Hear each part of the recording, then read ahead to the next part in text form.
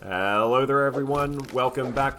I am Ben the Bold, you are you, and this is another episode of our Punic Prosperity campaign where we are going to be following the mission trees and trying to turn Carthage into a very prosperous trading empire. Of course, we will have plenty of conquest in here as well. I'm going to go ahead and press that unpause button and let's begin. So just a quick update, I'm working on some of these missions. Specifically, I am trying to build I'm already building this city, or this settlement up into a city. That's going to be done June 7th. So in about 6 months, 5 months, when I get that, I will get the Mediterranean Sea Trade and I will get a ton of citizens in that little territory. Well, that new city. I'm also waiting on the political influence as well as the money to turn Thabraka into a city. I'm trying to set up, it seems like, from this mission, which I'm taking the Pearl. I took the Pearl of Africa mission to start with. It seems like I'm trying to set up a nice little trade enclave, bunch of trade cities along the coast of Carthage, which I think is thematically very good. I unfortunately want to go ahead and I'm actually going to go ahead and grab the import value invention. Even though that's going to put me back down to square one money-wise, I think it's important to go ahead and grab some inventions because they're pretty expensive and, well, yeah, but I do need the money and hopefully in the long run, going ahead and grabbing that will help me out a little bit more because I am already making about as much money in commerce as I am from taxes, and I think as the game goes on, that will just continue to increase, especially because I'm going to hopefully be adding a lot more citizens to our empire. So, we now have a new city. It will now produce cloth, and along with that, we should have completed this. Indeed, we did, which means all of a sudden there are, well... Oh, do I have to click these buttons? Oh! I didn't even realize that. Forgive me if someone in the last 2 episodes were just like screaming at your computer screen or your TV screen. I have to click the buttons to get the rewards. All right. Granaries raided. Let's see. I could lose 10 political influence, also 4,000 manpower to just catch the brigands, but the their province loyalty will go up. Yeah, I'm going to go ahead and grab that. Alright, so now we should have a bunch more pops in the city. No, still no. Well, I don't know where the pops were supposed to go, but they did not go to that city. Oh, I bet they were just distributed around this province. Okay. Alright, I guess that makes sense. I also might consider moving my provincial capital to Thani. I'm going to go ahead and do that since it's going to be a little while before I have enough money to purchase or to build Thabraka into a city as well. I am drilling both my armies. I was going to go ahead and do a quick war with Etruria for Corsica, but they had allied with Rome. That no longer appears to be the case, so let's go ahead and move our troops to the border and get ready for a fight with Etruria. I think our navies should be dominant enough to hold back any Etruscan navy. Yeah, they only have 1 ship, so that's not going to be difficult. Let's go ahead and send our navies out and about.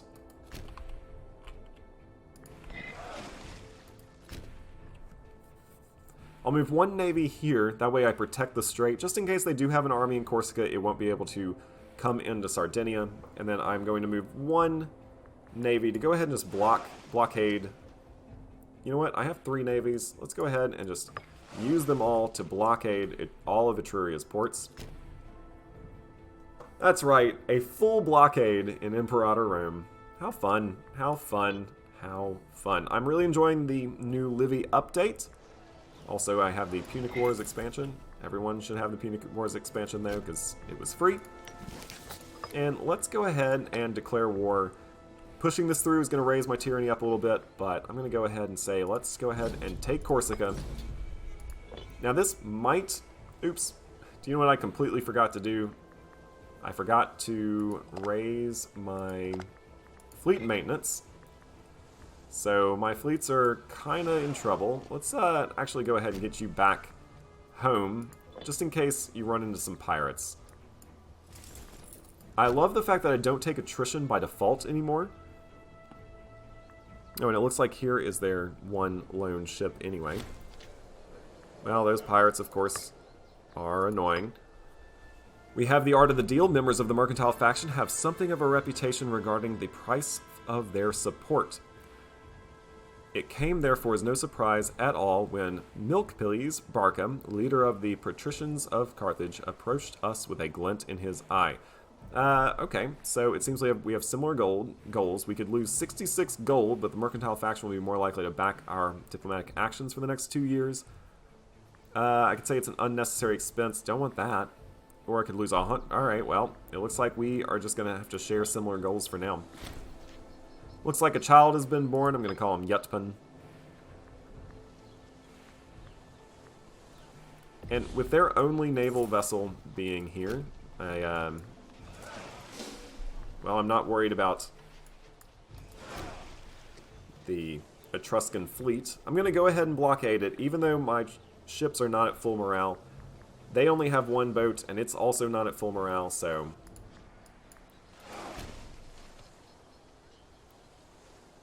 Sounds good to me. We are going to take a naval fight, but that one ship should easily be dealt with. And indeed it was. We captured him. Yay. You know what? Just to do it, we'll flog him.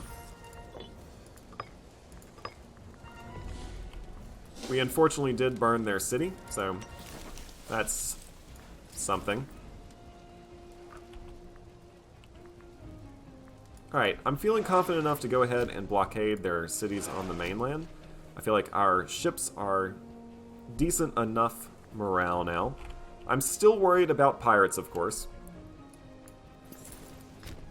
I'm also excited to see that it does appear that the slaves are being much more evenly distributed around the country, instead of all of them just going back to Carthage and building a super Carthage of sorts.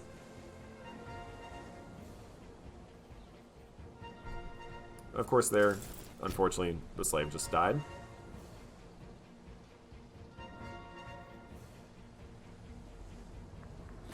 Looks like we're gonna have an election soon. That's alright. Who will win next? Okay, good. I wanted the mercantile faction in charge anyway. Perfect. And we'll go ahead and march this army, try to engage these 4,000 men that are, for some reason, just hanging out here. But, yeah, this should be a pretty quick and easy war. Let's check the naval situation that Rome has. They have 14 ships. I just want to make sure that I am always ahead of Rome, you know? Alright, so we have a new ruler. Kind of froze up there when we got it. But, yeah, it's good old Milkpillies Barca. He's elected to office and will now rule our glorious nation. Cool. Our stability did suffer for that. We are taking, not attrition, but we are losing food. So we are out of our territory, and we are using food per month. And I think they're just going to run around from us. You know what? I could split the army in half. Send one around one way, one around the other. But I don't believe that's going to be necessary. I'm really just looking for... Alright, so actually, not quite yet. I'm really just looking for... to gain control of Corsica. It appears that I am not quite there yet, but maybe the longer I blockade, the better we will be. I'm going to keep going with national citizen output. It helps my research rate, it also helps my commerce. Speaking of, I'm about to get to the next research level without... Alright, so I'm tired of playing this whack-a-mole game. Let's split the army in half. One of you goes one way, one of you goes the other. We'll go ahead and hire someone from another of the major families to take charge. He's a member of the religious faction. So that is going to push a little bit of support for the religious faction. You know what? Anyone from the mercantile faction? Nope. Alright, so religious faction it is. He's at least one of the main family members. Let's send him one way. Let's send you the other way.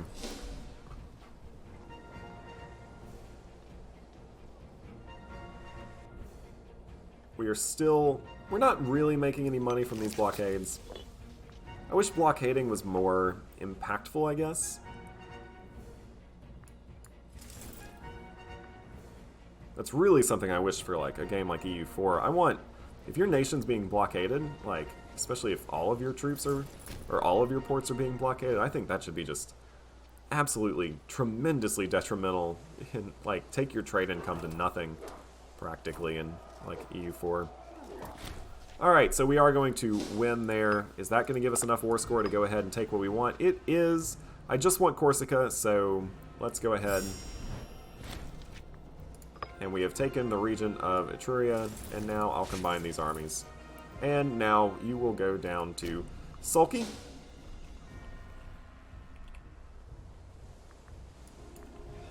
And our navies will stand down and go home.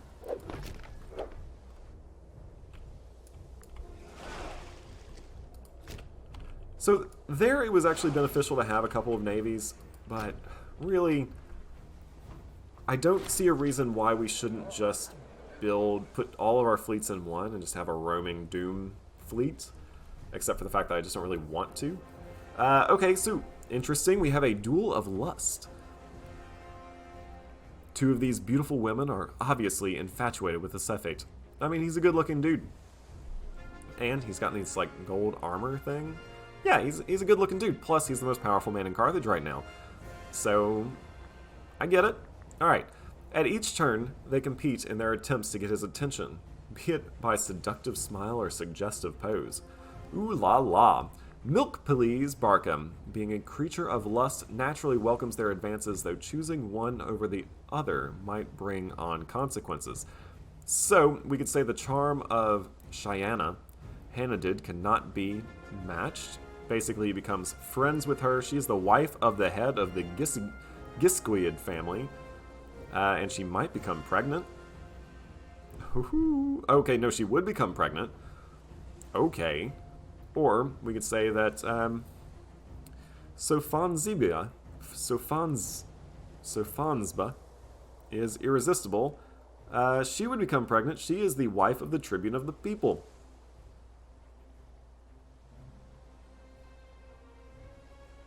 Okay, so my emperor, or I guess he's my Cephate. Yeah, we're a republic. He's not an emperor. We are about to impregnate another man's wife. Or we could say that this is too great a risk they'd both lose 10 loyalty. You know what? Let's go ahead and do it. I'm thinking Sofansba.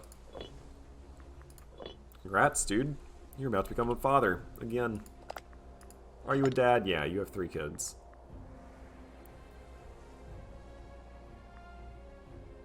Oh, wait. Cheyenne. She's rather lovely as well. We should think about what military tradition we're going to take first. We're about halfway there, a little over halfway there. We have 58 military experience. Uh-oh. The voice behind bars. It would seem that Tolsglublius, despite his incarceration, has managed to spread some particularly vile rumors about the proclivities of Nicholas Barca. It is clear that something must be done before Milk Please loses even more credibility. I could say, well, he's not wrong. You know what? He seems like kind of the playboy. I feel like he'd be like, yeah, what of it?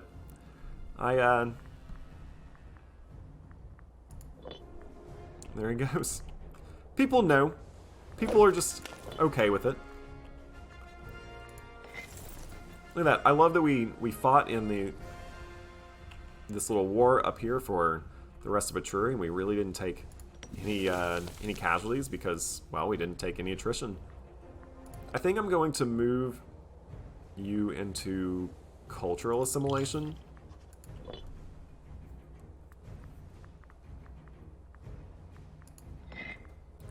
I also think I'm going to put you in cultural assimilation, as well as you in cultural assimilation. So let's go ahead and start spreading our culture to Sardinia and Corsica.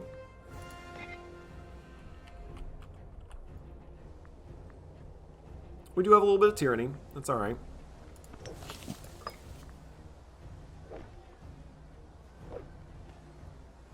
We're slowly but surely getting better relations with our two little feudatory states. Eventually that will allow us to integrate them.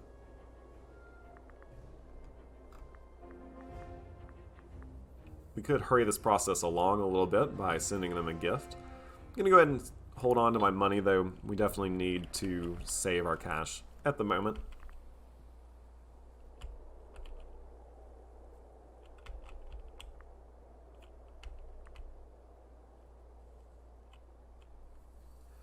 Let's check out our next mission. So port markets. Oh yeah, that one's an easy one, right? We just need 2 markets. Build at least 2 markets in each port. So we would just need to build 2 markets here. Well, that's easy.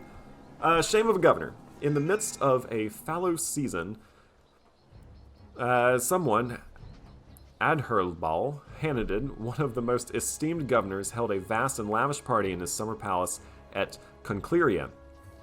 Even his most loyal subordinates were shocked by this display of contempt for the plight of the common man and have written directly to us demanding that some manner of justice is served. Alright, so we could demand a payment to the territory, demand his resignation, or say the commoners are not the problem. Let's see. Alright, so you remember the Hanadid family. So I wouldn't necessarily want to make you super upset. See, this is what this is something I like. I don't want to make the Hanadid family member, I don't want to kick the Hanadid family member out, because then I would have to find another office for one of the Hanadids. So I could say demand payment.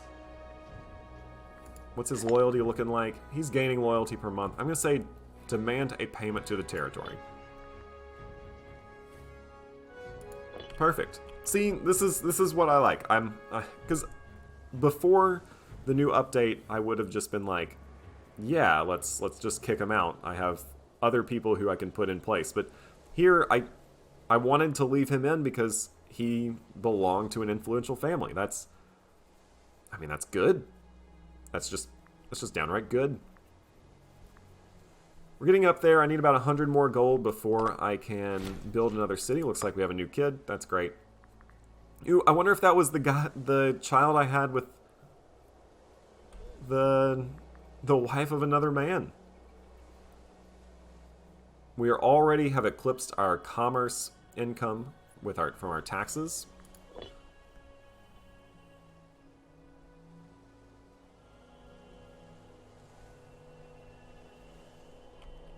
Cool.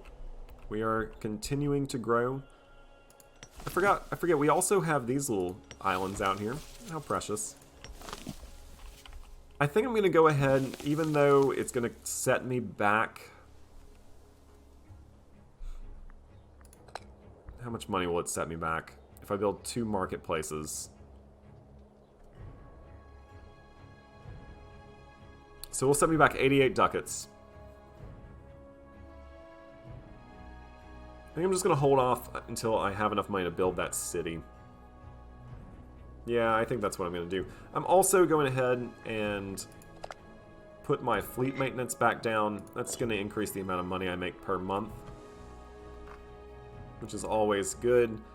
My military experience is still... Oh, it's because you're not drilling anymore. Let's go ahead and drill this army.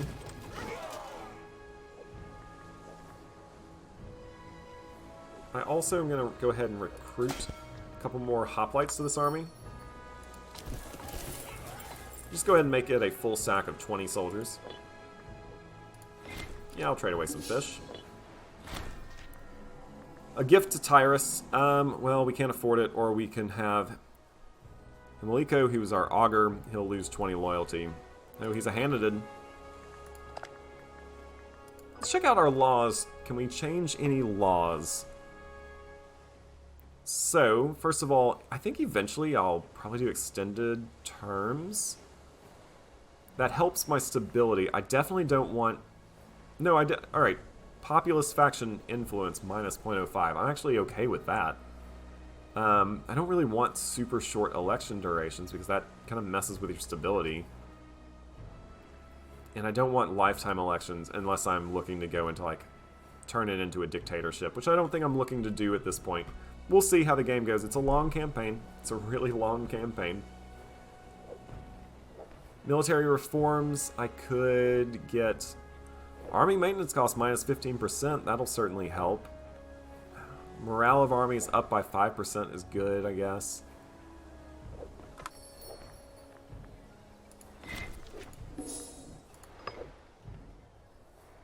Both of these will cost me dearly in stability, though.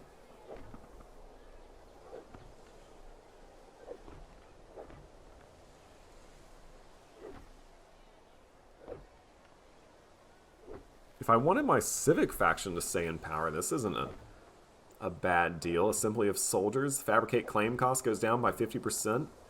And the civic faction influence goes up. Although I kind of like the mercantile faction, at least for now. Man, there's a bunch that increase the civic faction influence. Okay, well, I could just keep the civic faction in charge all the time. I don't necessarily think that's what I want to do, but I guess I could. Yeah, right now I'm happy with the mercantile faction. I might actually try to put a couple more mercantile people in charge. Looks like we're no longer importing fish. Okay.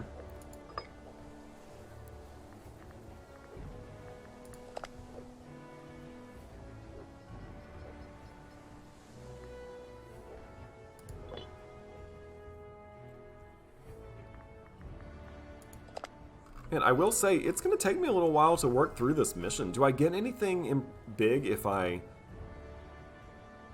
complete the mission?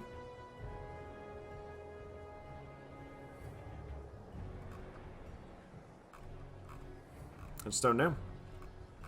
Like, do I get any awards for finishing the mission? Or do I just get to go to a different one? I'll grab another friend. I guess that's useful. Requesting livestock. I'll go ahead and trade away some livestock.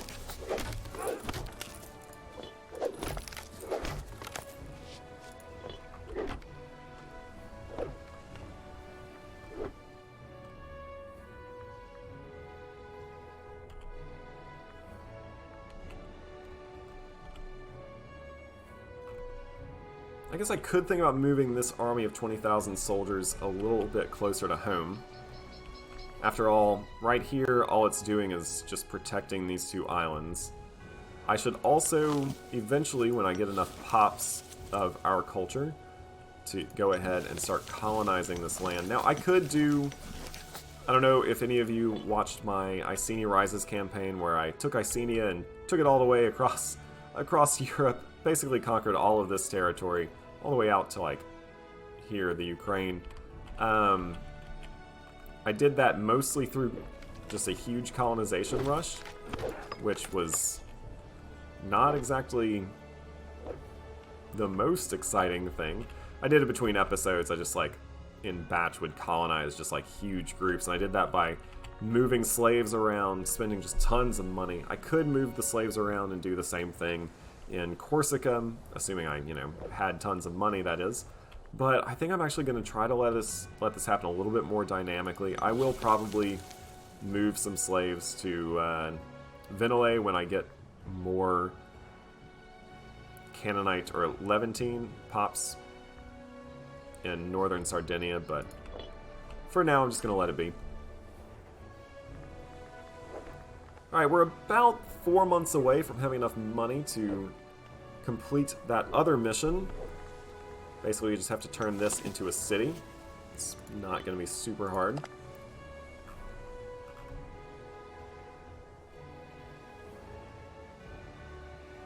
What will happen? Well, we'll gain 2 slaves in the Braca.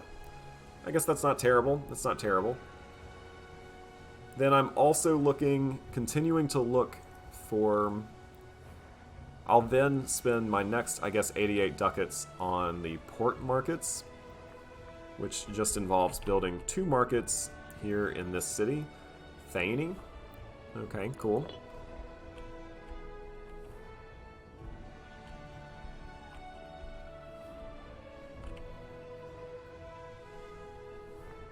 I have enough money for a new invention, however, I don't actually want to take it, because instead, I definitely want to go ahead and build you into a city at the beginning of this next month. I'm going to wait for it. In 3, 2, 1, boom. There it goes. Build a city in Thabraka. Alright, so that will complete that mission. I will need to build a city in... Alright, pirates. I will need to build a city in Uzapa. And then build a granary there to actually increase the amount of food I can have in this province if I want to complete this bread and circuses mission. If I do the bread and circuses mission, I cannot do Granary of Africa. I think I probably have to have... I don't know, can I just like do this one or port markets and then eventually go straight into expand trade in Carthage? It's not the worst rewards, and I'm trying to expand trade in Carthage anyway. That's not the worst reward, 2 city building slots. Also, shipyards of Thany. Ooh, that's not terrible. Ship recruit speed up by 33%. They have to build 3 foundry buildings, though. Ugh. What do the foundries do for me? Well, where are the foundries, first of all? Foundry, starting experience, and... Ooh, wait a minute. Population output up by 1%. This is a game changer. That was not in the older version of the game. This is the new Livy update. Came out December 3rd. Population output, that's great. So now if you built 10 foundries, your pops would... It would be like you had 10% more pops in that city. So if I had a city of 100 pops and built 10 foundries, then it would be like I had a city of 110. But where that really starts to stack is when I have 10 foundries with like a city of 200 pops. Or in my last game, in Syracuse, I had a city of 800 pops.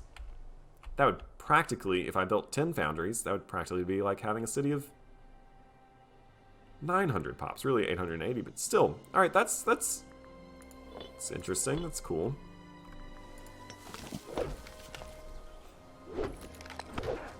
Wouldn't mind increasing the promotion speed. Ooh. Is this where they're migrating from and migrating to? Oh, that's cool. I didn't even notice this before. That's awesome. Good job, Paradox. I love arrows moving on maps. It's the best. I love it. And I don't know about you, but... And maybe I'm just getting my hopes up, but it seems like they're implementing a lot of cool things that could be used in another game that they might, in the future, be thinking about releasing. Not Crusader Kings 3, although I'm very excited about that one as well. Specifically talking about you, Victoria 3. Where are you? Alright, disagreement on the highest level. A man of sound reputation, and... Man, we have a lot of people named after milk. Milkarum, Bodono, or Badana, a nobleman of great virtue, have recently started to spar furiously whilst attending the Senate. Such behavior is unbecoming of these people of stature. However, we have been called upon to take a side in this latest conflict. Well, who should we side with?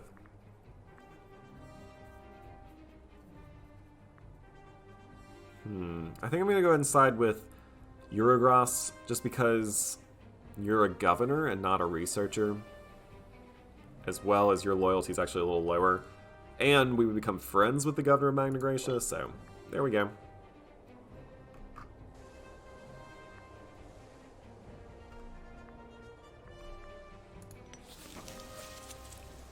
So in the past, if I wanted my population to become more efficient, I would hit this button, the install provincial procurators. That would increase province loyalty, yeah, sure, but really what it does is increases population output by 4%. But now I can build these Foundry buildings. Increases population output by 1%, plus it increases starting experience. Does that stack the starting experience? Like if I built 10 of these to get that population output, would that be increasing my starting experience by 50%? Wouldn't you...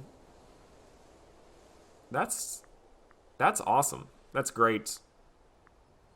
It means that I'm going to be wanting to build more buildings than just libraries and academies, and every now and again a fort. You know what? I'm actually going to go ahead and... Yeah, I'm going to go ahead and build a foundry. Because look at all the benefits it gives me. Plus, the starting experience is great. And just to increase my pop promotion speed, I'm going to build an academy.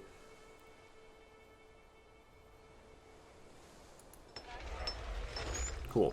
Alright, so that is my building situation at the moment. And since I have... Oh, more pirates, of course. Since I currently have... You know what? I'm going to bring this... I'm going to add some ships to one of my navies and just have it hunt pirates. How about you? You will get 2 hexaremes, 2 hexiers, and 1 tri-rear. And then you're just going to go and hunt some pirates.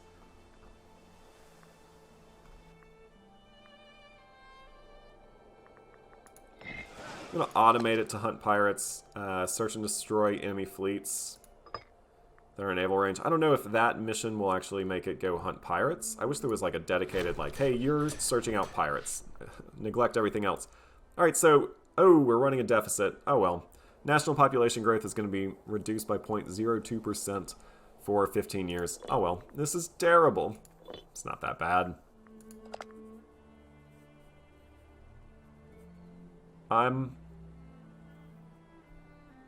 When I get some more money, I have inventions I want to buy, although I'm about to miss out on the opportunity to buy these inventions, at least for a moment.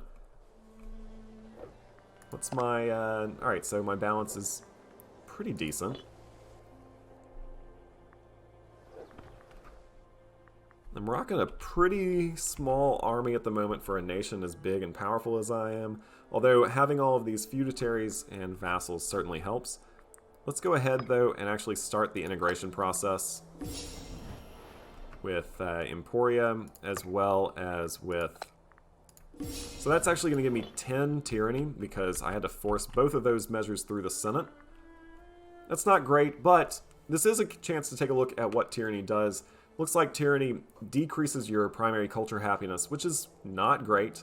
It also hurts your loyalty, but it does have some positive things as well. Your pop assimilation speed goes up, national slave output goes up, imprison cost goes down, execute cost goes down. Alright, and tyranny's going to tick down pretty quick. A comet sighted, we're going to gain 10 stability. Owning the territory of Tupsa will continue this event chain. Do I have Tupsa?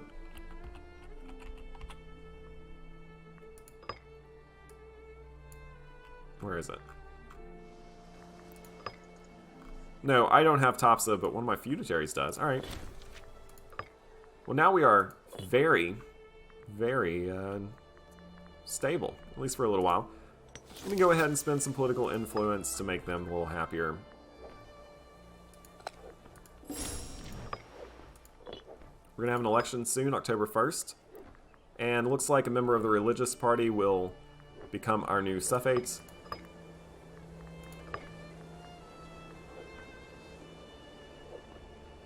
That makes sense. They're enjoying a lot of support in the Senate right now. We could endorse the mercantile faction, give them 10 seats. That would actually probably push us... You know what? We have the stability right now, and our tyranny's high. Let's go ahead and push that button. Now, I do believe...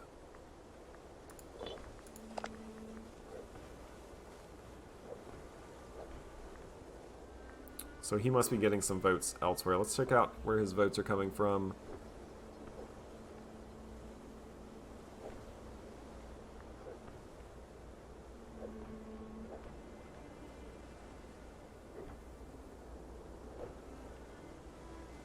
Okay, well, Looks like our next suffate is still going to be of the religious faction, but that's alright. He's decent-ish, I guess. He's a good... And the religious faction is better than the populist faction, where we just lose a bunch of political influence. I don't mind getting better omen power.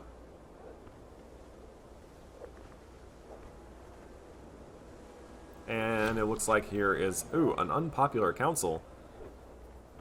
Alright, hold on.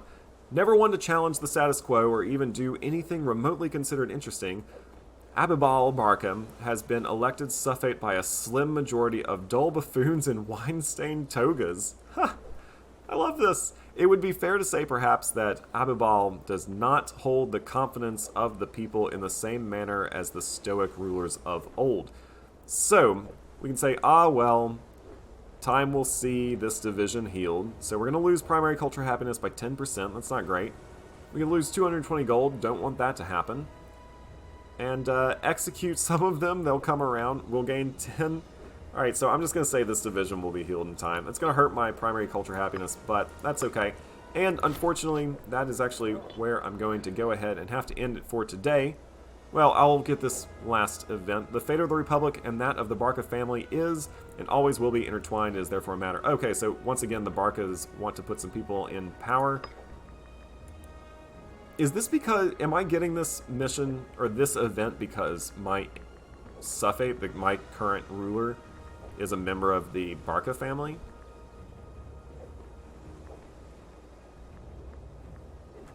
So yeah, I'm going to go ahead and just invite... Yada Milk. We're going to lose some familial prestige, but what does that do? Alright, I can see what it's increased by. But what does familial prestige do? If anyone knows, go ahead and hit me up in the comments. I would love to get a better understanding. I know that in like older versions of the game it didn't really do much, if anything. I thought that they tried to work some of that out in the Livy update, although I'm still not sure. If anyone knows what familiar prestige does now, let me know. I guess I could afford to fire one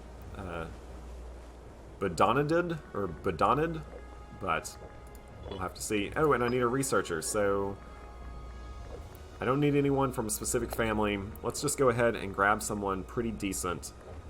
Would this increase your statesmanship? Very slowly. Yes, it will. So this is a good training job for him. He's 38 years old, though, so... But who knows, maybe then he will be decent enough. Like you. Your current statesmanship is 58%, so you would actually be good to be moved into another job. Yeah, like, for instance, if I like the religious faction being in charge, you would be a really good... Shepet. Although right now you're not terrible. Let's take a look what I got.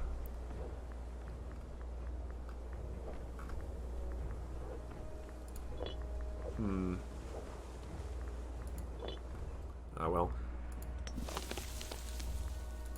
And before I do call it quits for today, I'm gonna go ahead and actually just build these two marketplaces. 1, 2 marketplaces going. And then I'll look to take some inventions early on in the next episode as soon as I have the cash. That is where I'm going to have to end it for today. I hope you're having a great day. I hope you're enjoying the new Livy update to the game. I know I am. If you are enjoying watching me play through, though, you should definitely hit up that like button. You should definitely hit up that subscribe button. And I will see you on the next one.